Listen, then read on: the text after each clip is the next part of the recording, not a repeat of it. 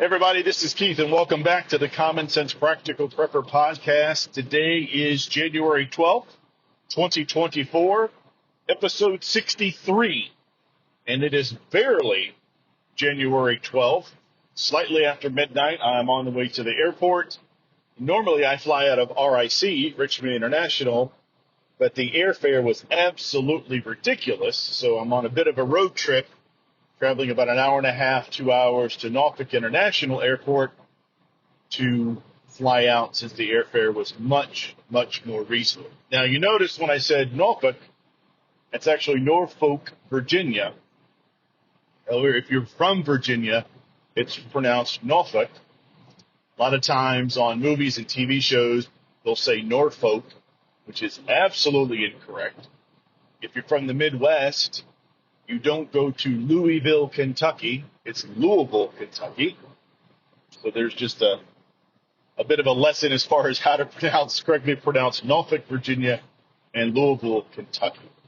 All right, so what I want to talk about today is a couple things. And this one's going to be on kind of a personal note. As you guys know, my father passed away several days ago. And aside from that, if you're ever in a position where you're the advocate, the spokesperson, or whatever you want to call it for a friend or family member that is in the hospital, remember that you are advocating for them. Regardless of what a doctor might tell you, always ask the difficult questions. Don't just take a doctor's word for it. Now, I don't think I have a lot of doctors that actually listen into my podcast, and no respect to any medical professionals or any doctors. But in my opinion, doctors are dime a dozen. You know what they say about the person who graduates last in their medical school class? You know what they're called? They're called doctor. Now, with my father's care, he had some excellent physicians. He had some physicians that didn't know what they were doing. There were a couple instances where, very respectfully and very diplomatically, I had to tell the doctor what he was going to do. I don't need somebody being all wishy-washy. Now, mind you, this isn't a situation where you're taking your kid in for a dislocated elbow or a hangnail or something like that. Situation with my father obviously was very, very grave and he was critically ill. So this is not a situation where you're going to argue with a doctor about what kind of cast or splint you should put on your kid's arm because he broke it. These are very serious situations. So you don't have time to be I think we should, or hopefully in the next day or two, the test result will come back. No. This is what you are going to do. And there were instances where I looked this particular doctor, in the eyes, and I said, no, you're his doctor, correct? Yes. Did I need you to do doctor things? Go around pointing fingers at people and say, hey, I need you to do this. You need to run this test. You need to set up this appointment, whatever the situation happens to be. Don't just roll over and say, well, I guess it'll be okay, or maybe the doctor's right. If the doctor provides an explanation, follow up with somebody else. Don't necessarily go down the rabbit hole on Google or WebMD or anything like that, but educate yourself. I've said this a million times before. Get your information from multiple sources. I'm not saying run down the hallway and grab a doctor by the shirt and say, what Dr. Jones just told me, is that correct? But just because somebody has MD after their name or because they're some sort of specialist in whatever, doesn't mean they have the right answer. Now, we put a lot of trust in our medical professionals because they're the ones that went to medical school and did all this work to become doctors. But not every doctor has all the answers. Not every doctor has the right answers. Plenty of doctors have the wrong answers. I'll get off my soapbox here in a second. But make sure you advocate for that family friend, that loved one, Just don't roll over and be like, well, I guess there's nothing we can do. That's baloney. So be an advocate for whomever happens to be sick or ill or, again, going to the doctor to fix a broken bone. I'm off that soapbox. Okay. So we'll talk about prepping. And I know I've said a million times before, I try not to get political, but in the same vein, you can't talk about prepping without talking about politics. So things in the Middle East are a complete hot mess. So Israel is still going after Hamas. They're still in Gaza. They've taken over. I think they've completely taken over Gaza City. So they're doing their thing. And the Houthis, the Iran-backed terrorists in Yemen are still launching missiles and drones and all sorts of things at military vessels, commercial shipping, and everything else there that floats. Now, I read it earlier today or late last night that the U.S. struck some targets, some Tomahawk missiles and F-18s or whatever, launched some missiles, dropped some bombs on some of the Houthi command control structures and where they were launching these missiles. So I guess that's a good thing. So that's going along.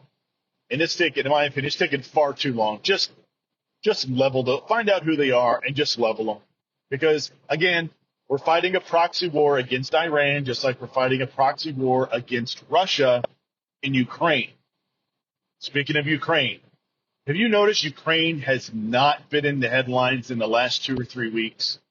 So Zelensky, I guess he's getting tired of running around telling the world that Ukraine's going to fall if the U.S. doesn't give him more money. He's all upset, sitting in a corner, sucking his thumb because the attention and money from the U.S. military is obviously in the Red Sea with Israel, Hamas, and the terrorists out of Yemen. So all the attention is away from Zelensky and Ukraine, and he's all upset. I'm going to go on a limb and say that there is plenty of our money, there is plenty of our tax dollars still going to Ukraine one way or the other, whether we like it or not. Now, talk about Secretary of Defense Lloyd Austin. The man was in the hospital for 3 or 4 days. He was in the ICU having a procedure done. Apparently, nobody in the SecDef's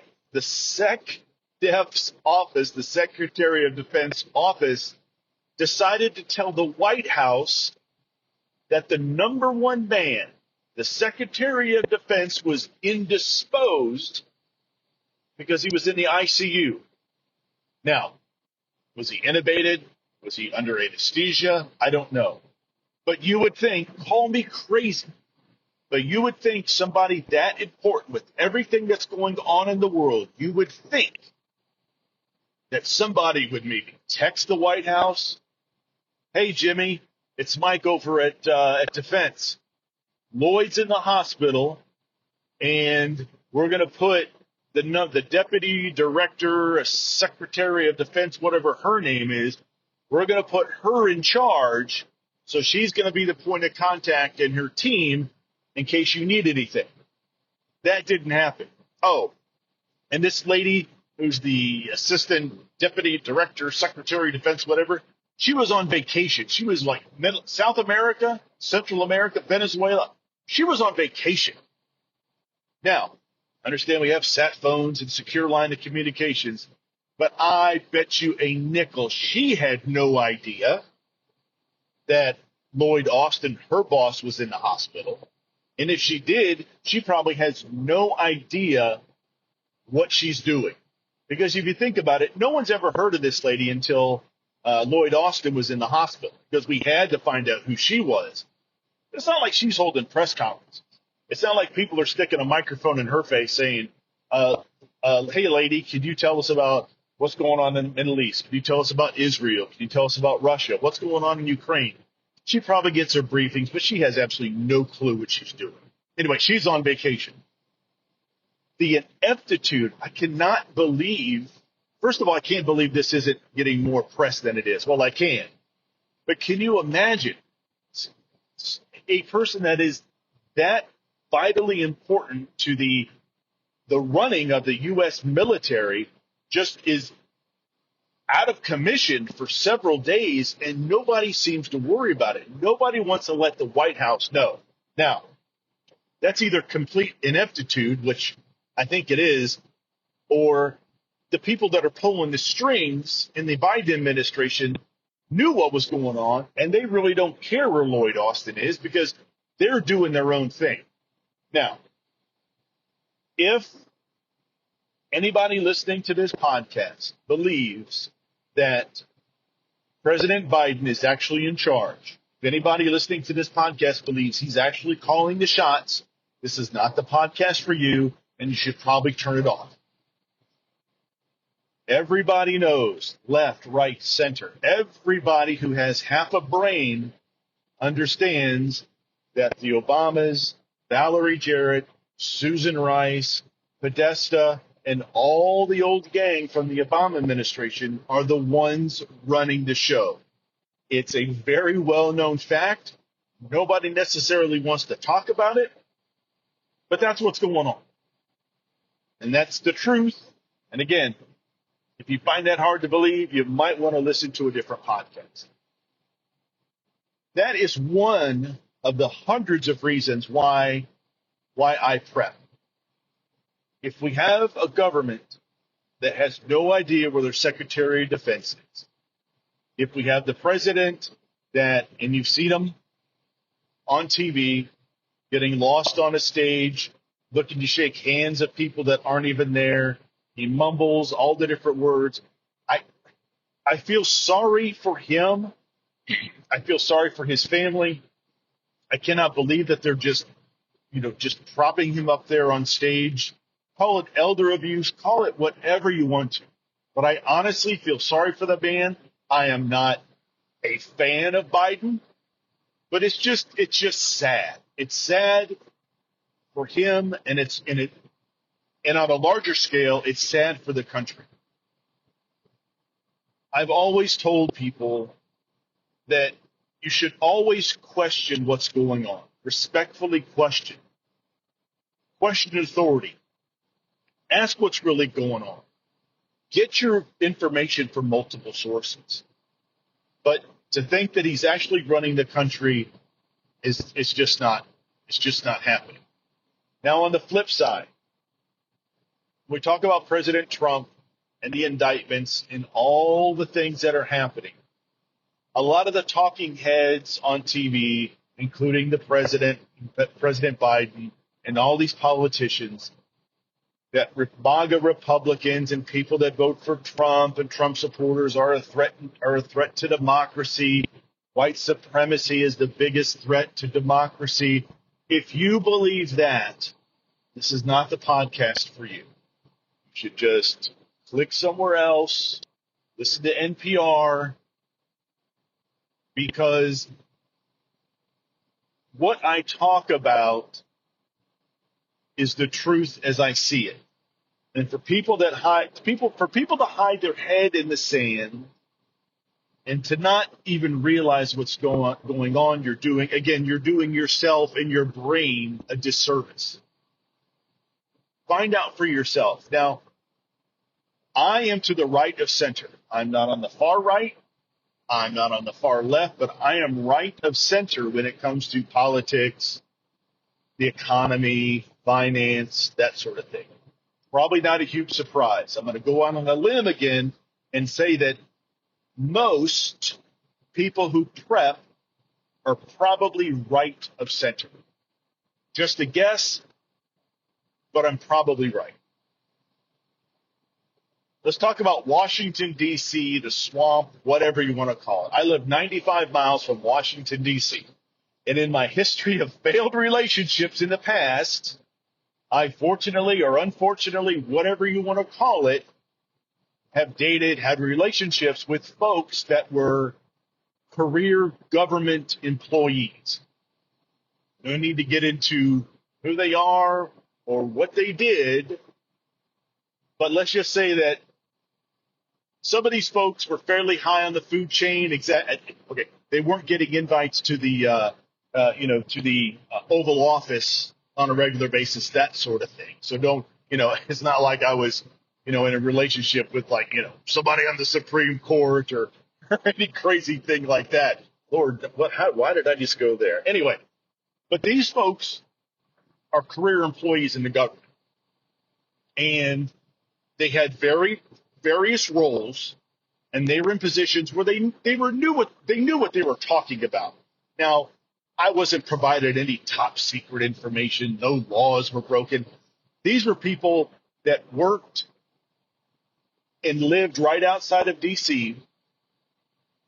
And when we talked about how things worked up there, I was shocked. Now, I watched House of Cards, the Kevin Spacey series, 3 or 4 seasons. I watched that, and I said to myself, if D.C. is half as corrupt as the actors portrayed on House of Cards, we're in deep doo-doo.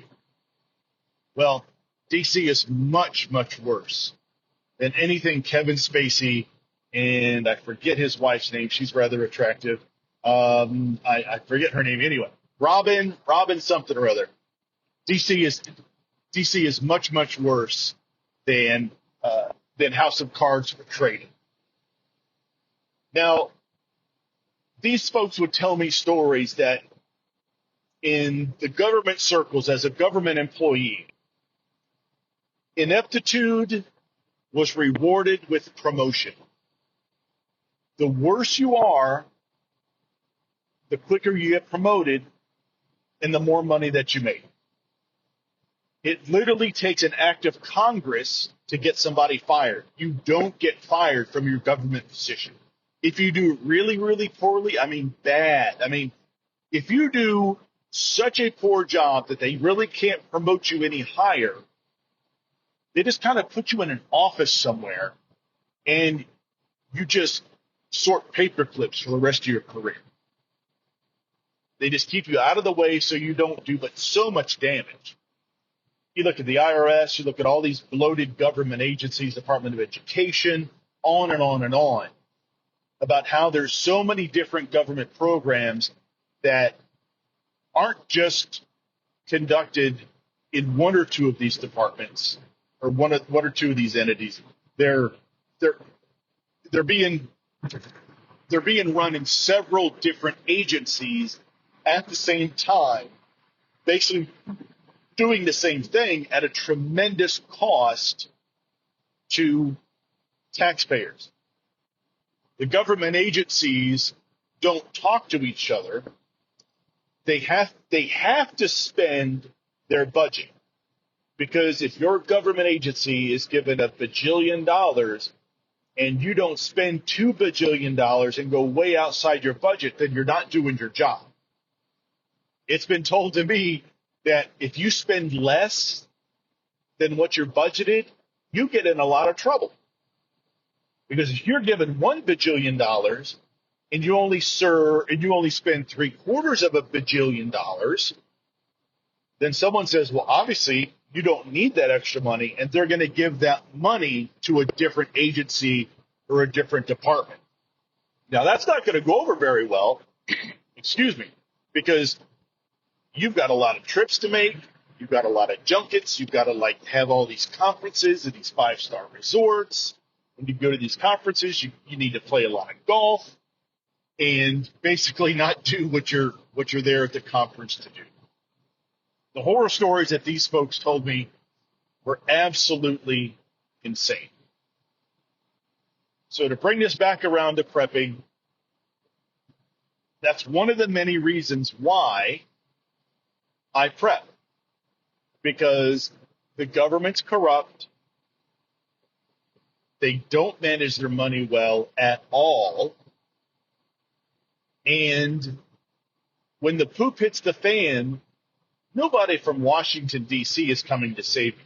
Nobody from your local police department or fire department or local EMS, nobody's coming to save you. We are going to be on our own. So you need to be self-reliant. You need to know what you're working with. You need to have your food, your water, your shelter, your electricity. You need to have all of that dialed in so when situations like this happen, you're going to be fine. You and your family are going to be okay. Another reason why I prep. You look at the lawlessness in a lot of our cities, just people running wild, looting stores, raping people, assaulting people, murdering. Several major U.S. cities criminals no longer have to post bond. If they're arrested for something, they're released before the police officers even complete the paperwork, and they're back out on the streets to commit more crime. In my opinion, all of this is being done on purpose. All of this is being done to sow the seeds of chaos. All this is being done to divide us, divide the average Joe American, with their neighbor, with the people across the street, with their coworkers. There's nothing that I see currently, at least in the mainstream media or what I see on a daily basis. I don't see a lot of things that are bringing us together. So it's going to be up to us to reach out to our neighbors, to reach out to our friends. Know who you're living next to. Know who lives across the street. Have conversations with these people. I'm not saying you need to turn them into preppers. I'm not saying to try to change their political ideologies if they're different from yours or anything. I'm just saying just know who the people are around you. Just get to know them. Say hello. You don't have to have them over for dinner, but just know who's around.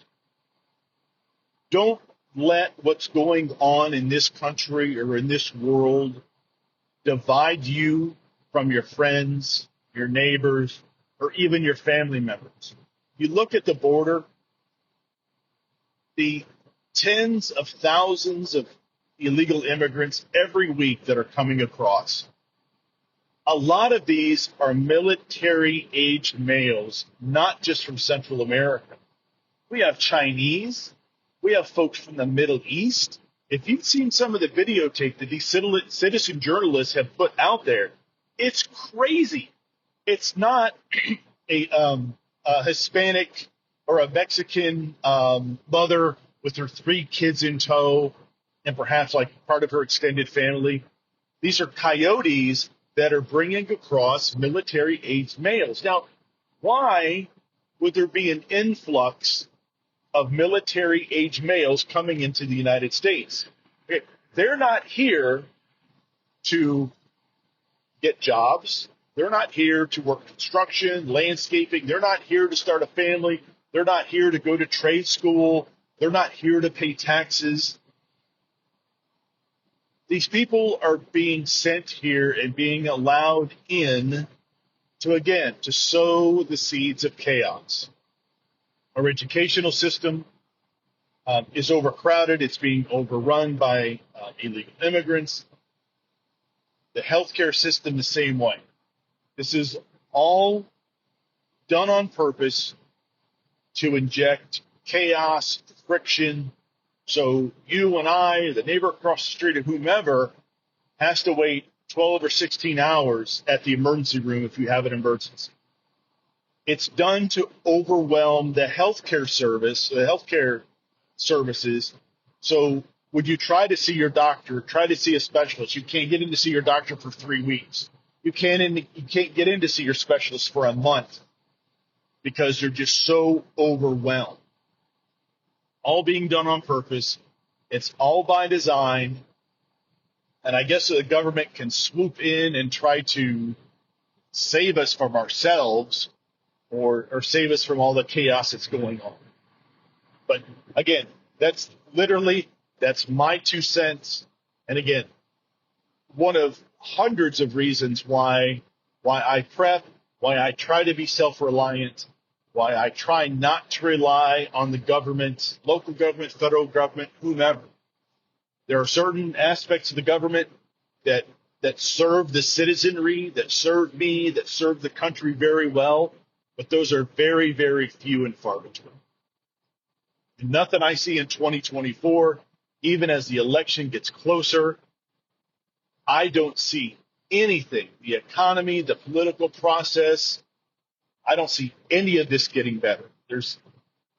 I think there's only one way that this is going to end, and I think it's just the chaos, the strife, the division is going to get to a point to where something's going to give. How that manifests itself, I have no idea. But I think there's a lot of people out there that are just going to get sick and tired of just getting, harassed, constantly, being poked at, constantly being ridiculed, belittled. It's just, I don't know. I think we're living in very dangerous times, and how it ends up shaking out, I have no idea. But I know I am going to try to be as well prepared as I can. And it's kind of difficult to be prepared for something that you're not exactly sure how it's going to shake out. But I can only do what I can with what I know and the information that I gather, what I hear with my own ears, what I see with my own two eyeballs, and what I can put together in my simple little brain. But take it for what it's worth, folks. Again, thanks for listening in.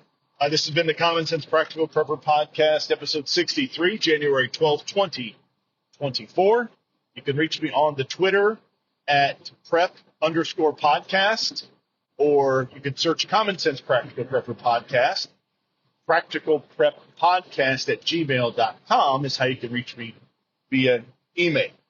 And as soon as I get back into town, I will get another podcast put together to give you an update on how the trip went and what happened over the weekend. Again, folks, as always, please take care of one another. Be safe out there. And until next time.